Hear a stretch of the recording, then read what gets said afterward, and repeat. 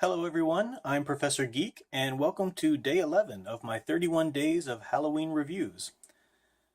If you've just joining us, again, we've been all October long, we're going through and talking about different superhero and or comic book related Halloween stories. And we've had a lot of fun so far. I appreciate everybody's likes and shares and comments. And so if you've missed any of them, take a look at the playlist there and see if there's anything that strikes your fancy. I've covered a wide variety of things, so there's got to be something in there you like. And a few days ago, or maybe a week ago or something, I don't know how long ago at this point, but I covered The Last Temptation, Alice Cooper's The Last Temptation by Neil Gaiman, and did a great talk about that. I love that piece. It's a very highly literary story, even just for what it is. And it was born out of a concept album, of course, that Alice Cooper had Neil Gaiman help him with the idea of the concept.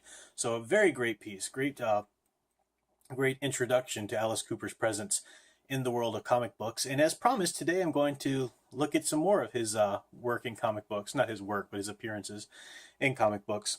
And this is a new piece that I didn't know about until quite recently. It was actually released in 2015. And this is a this collection I have here is volume 1, called Welcome to My Nightmare. It's a 6-issue collection. It's written by Joe Harris for Dynamite Comics, and I wasn't too, well, the first 5 issues are written by Joe Harris, the 6th one is by Brandon Jerwa, and the way it plays out is the first 6 issues are its own story arc, and then the first 5 issues is its own story arc, and then issue 6 is its own standalone story, still in the continuity, still going off of that.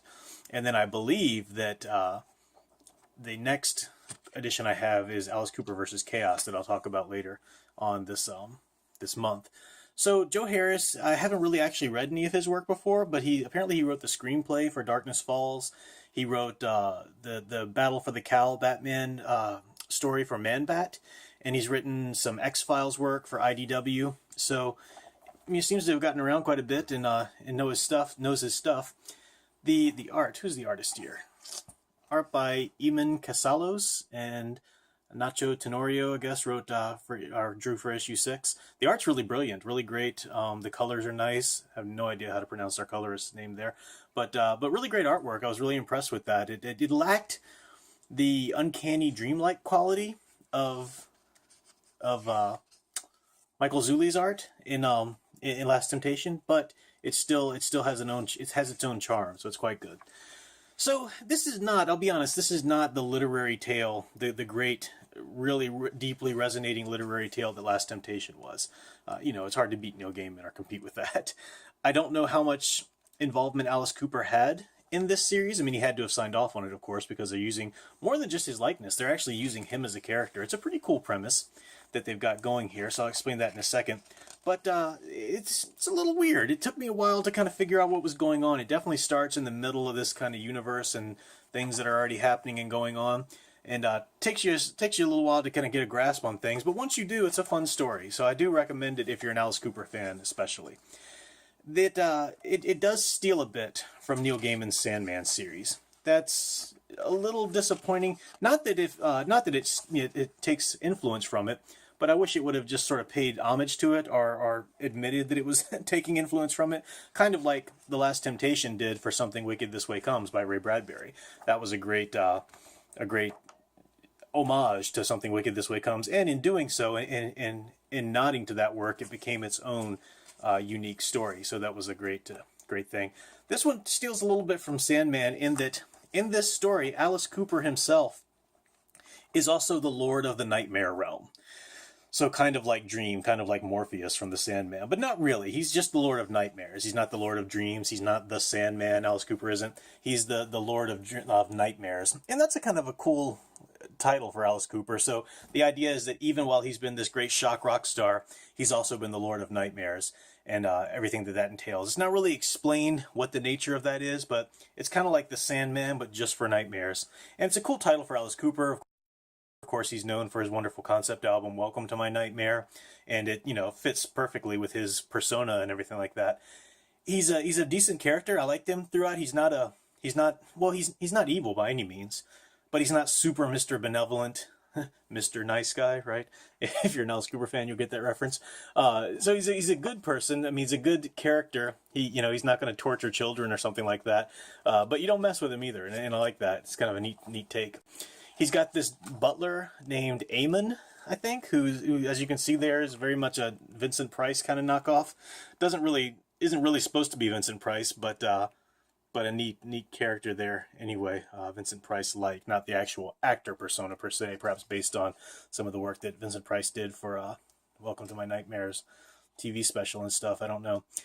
Some great stuff though in this. Great art, great story, and I like some of the little moments of truth that really comes through nicely in this.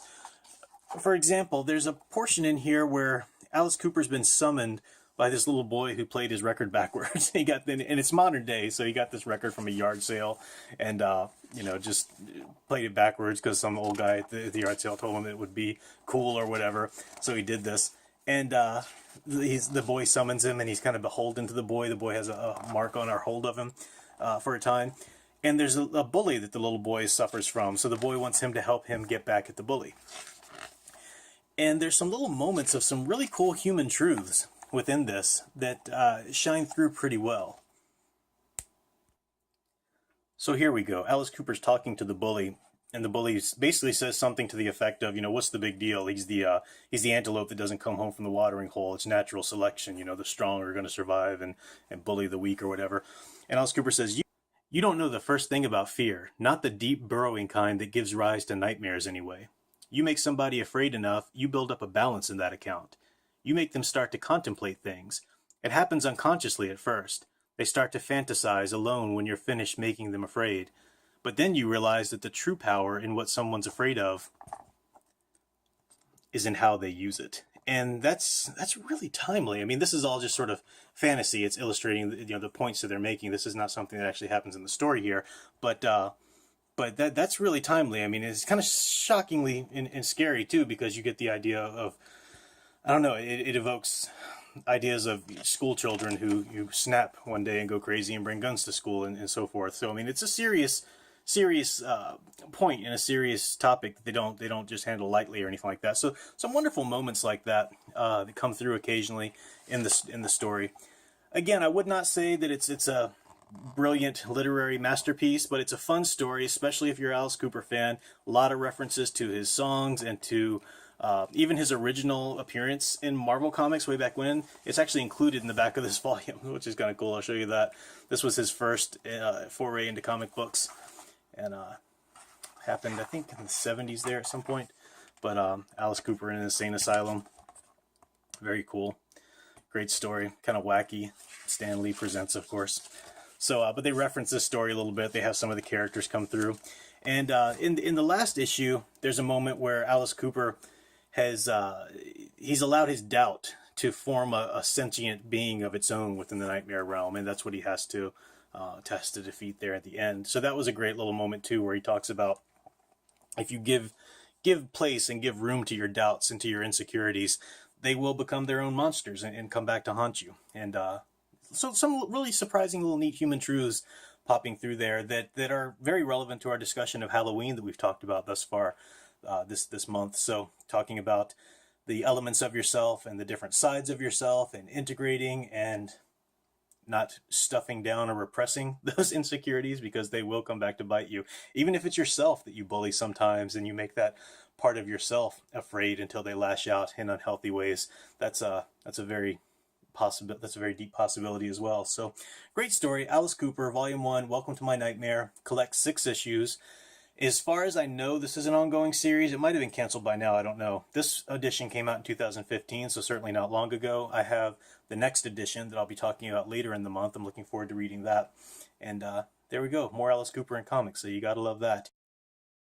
And I don't know why I can't run into more Alice Cooper fans. If you're an Alice Cooper fan, please tell me in the comments, because in the circles that I run in, I talk about Alice Cooper and I just get these sort of smiling nods and blank faces or whatever. I'm like, you guys are crazy. He's awesome. So let me know if you're an Alice Cooper fan. It'd be wonderful to meet a few of those. Before I sign off today, I do want to announce something. Of course, my friend Chris Moe that I've been talking about a lot has inspired me to do this 31 days of Halloween vlog, and he's been doing his own this month, and he did one last year as well. So check out the Geek Show with Chris Moe. The link is in the description below. He's a much more entertaining person than I am. He's actually on camera in front of the screen and being hilarious and very engaging. So that's very much worth checking out.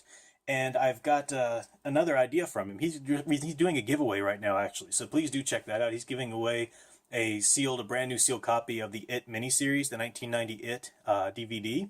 So it's a pretty great giveaway. Your odds are pretty good. You just check out his most recent video that he released today, and he's got all of the things you need to do in the description. You just have to like some of his pages and everything, basically, to be entered into that drawing. So in that spirit, I am going to be doing my own giveaway. This issue was very popular. I recently did a video on the Batman Nevermore, which is the Elseworlds, where Batman teams up with Edgar Allan Poe. I have an extra copy of issue 1 here. I actually have a bag and board for it, but I didn't want the light's bad enough just on the cover, so I didn't want that to glare on the plastic. But I'll put it back in the bag and board, and it'll be nice and neat until it ships out to somebody. But the giveaway that I'm going to do is, so I think I have right now, as I'm recording this, 235 subscribers, so pretty good growth for not really paying into any ads or anything like that, and just using some organic growth. So that's been it's been nice to see. So what I'm going to do with this giveaway is, if my channel grows to 250 subscriptions by the end of this month, so that's only 15 more subscriptions to grab.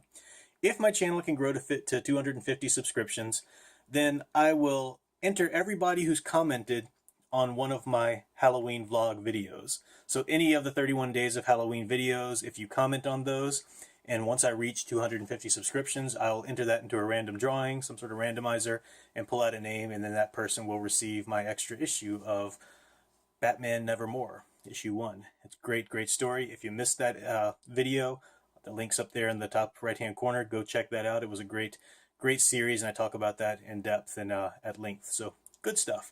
So yeah, again, tell your friends, share these videos, show them with, to people who like superheroes and comic books, or people who like Halloween and just enjoy having some Halloween fun.